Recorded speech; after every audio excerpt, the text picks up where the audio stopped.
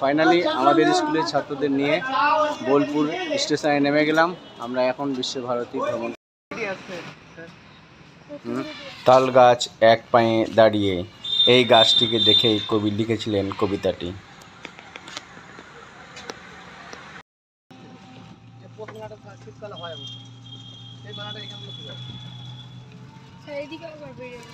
পৌষ মাসে পৌষ মেলা, রবি ঠাকুর এই মাঠেই সেটাকে উদ্বোধন করে গেছিলেন ভারতবাসীদের উদ্দেশ্যে।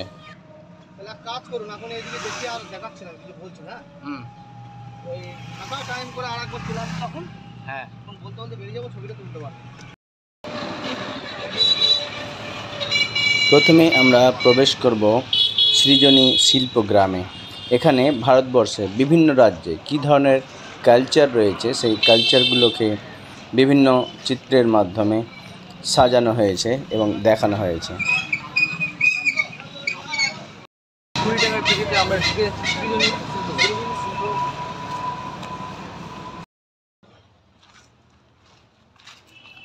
আমাদের রাইটার মোহাম্মদ এজাজ লিখতে শুরু করেছে। এখানে একটা নাটকের মঞ্চ সাজানো রয়েছে, আর এটা হচ্ছে হল ঘর। বিভিন্ন জায়গা থেকে লোকজনদেরকে নিয়ে জনস্বার্থে এখানে প্রোগ্রাম করা হয়।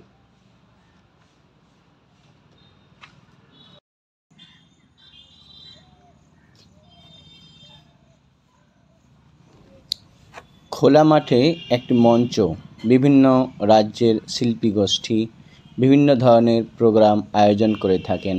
এই মাঠে ছেলেরা মাঠটি ঘুরে দেখে নিচ্ছে।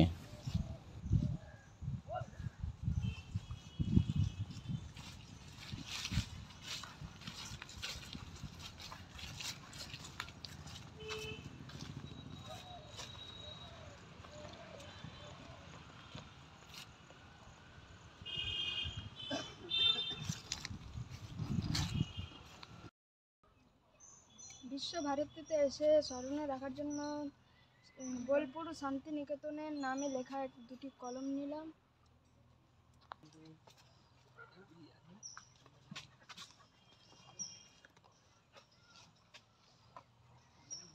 উঠাও না যে পানি গেলে ঝাপটা ভালো।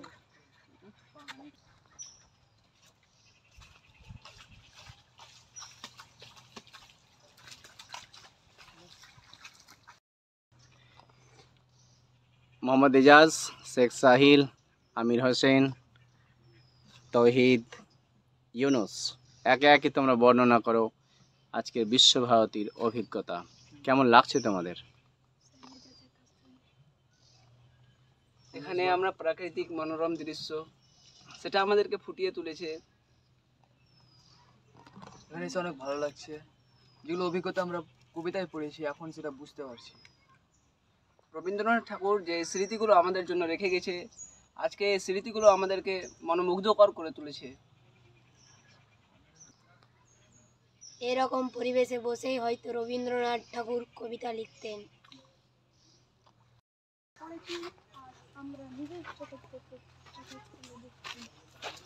এইরকম সুন্দর প্রাকৃতিক পরিবেশে বসেই হয়তো কবি রবি ঠাকুর কবিতা লিখতেন।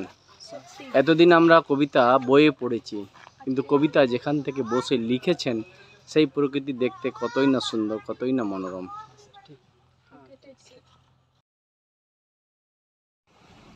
মনে হচ্ছে একটি মঞ্চ সাজানো আছে যেখানে খেলাধুলা প্রদর্শন করা হচ্ছে।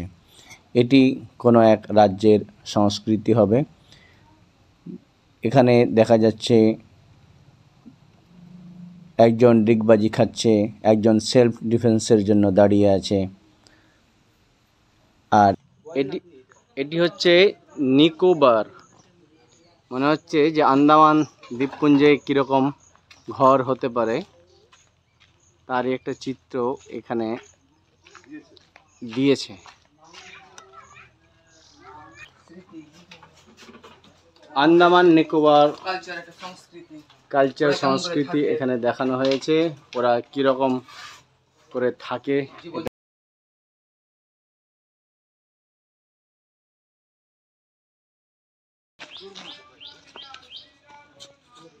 ত্রিপুরা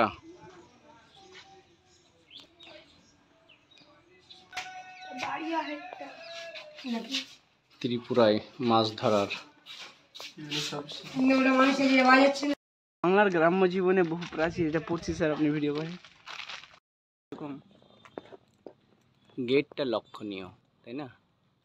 পশ্চিমবঙ্গের কলকাতা থেকে বোলপুর, পশ্চিমবঙ্গের এগুলো স্মৃতি।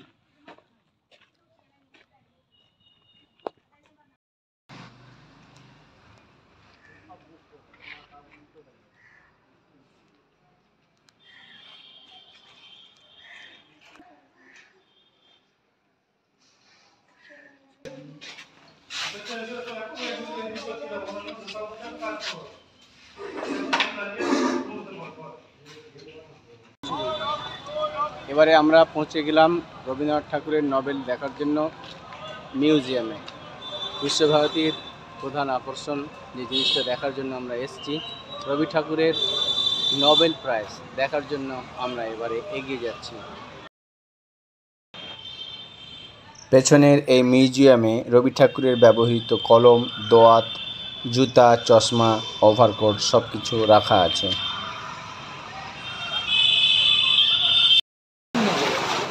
আমাদের ছোট নদী চলে আঁকে বাঁকে, বৈশাখ মাসে তার হাঁটু জল থাকে। চলে আসলাম আমরা এবারে আমাদের ছোট নদী চলে আঁকে বাঁকেতে, কোপাই নদী। কোপাই নদীর দৃশ্য আমরা এখন দেখছি, সুন্দরভাবে উপভোগ করছি।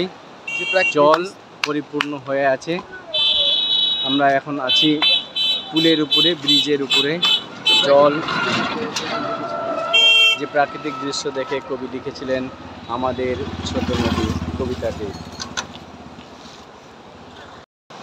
বিশ্বকবি কবি রবীন্দ্রনাথ ঠাকুরের অভিনয়ে কোপাই নদীর তীরে বসে লিখছে কবিতা সাহিল ও এজাজ। আমাদের ছোট নদী চলে আঁকে বাঁকে, সেই নদীর পাশে বসে এখন আমাদের এই আজকের অভিজ্ঞতা, একটা সুন্দর মনোরম পরিবেশ আমরা উপভোগ করছি। কোপাই নদীর তীরে কেমন লাগছে আজ তোমাদের? আমাদের আজ কোপাই নদীর তীরে খুব ভালো লাগছে। এই সুন্দর প্রাকৃতিক দৃশ্য দেখে খুব ভালো লাগছে। আজ আমরা এখন স্নান করবো এই কোপাই নদীতে। আমরা ভাবতে পারি না রবীন্দ্রনাথ ঠাকুর এই প্রাকৃতিক সৌন্দর্য বসে এরকম কবিতা লিখতেন। অনেক ভালোই লাগছে, মনোরম।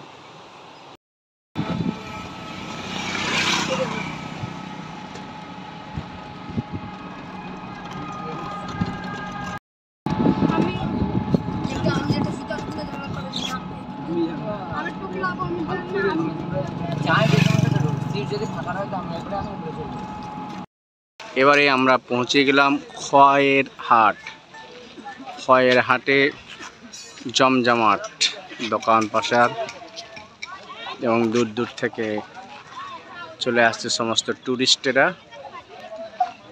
সুন্দর ছাতার নিচে বসে আছে অনেক দোকান, আছে অনেক ধরনের সামগ্রী কেনার মতো। পেছনে শাল বাগান।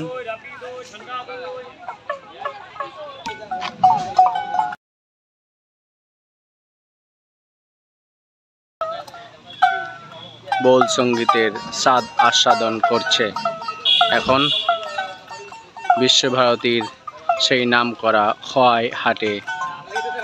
এখন আমাদের ছেলেরা, আমরা পৌঁছে গেছি এবারে বোলপুরের সোনার ঝুড়ি খোয়াই হাটে। এখানে বিভিন্ন ধরনের জিনিস সামগ্রী নিয়ে এখন হাট শুরু হয়ে গেছে। জমজমাট হাট শুরু হবে শনিবার এবং রবিবারে। আজকে আমরা শুক্রবারের কারণে আজকে জনসংখ্যা খুব কম।